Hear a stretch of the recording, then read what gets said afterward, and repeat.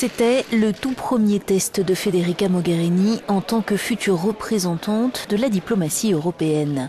Désignée samedi dernier, la ministre italienne prendra son poste européen en novembre et elle s'est frottée sans attendre à la Commission Affaires étrangères du Parlement européen.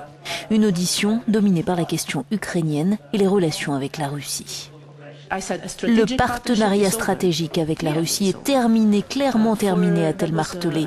Cela a été le choix de Moscou et c'est aussi la conséquence de ce qui se passe sur le terrain.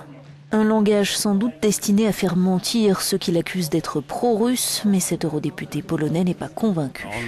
Sur la Russie et l'Ukraine, Madame Mogherini a changé sa rhétorique, mais je n'y crois pas. Je crains que ce soit seulement un changement de rhétorique et pas de position.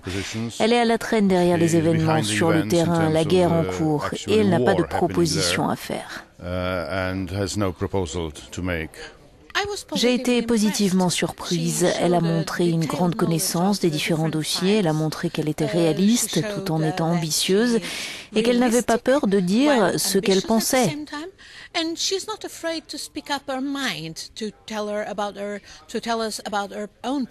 La diplomate italienne qui est ministre des Affaires étrangères dans le gouvernement de centre-gauche de Matteo Renzi depuis 6 mois succédera à la Britannique Catherine Ashton.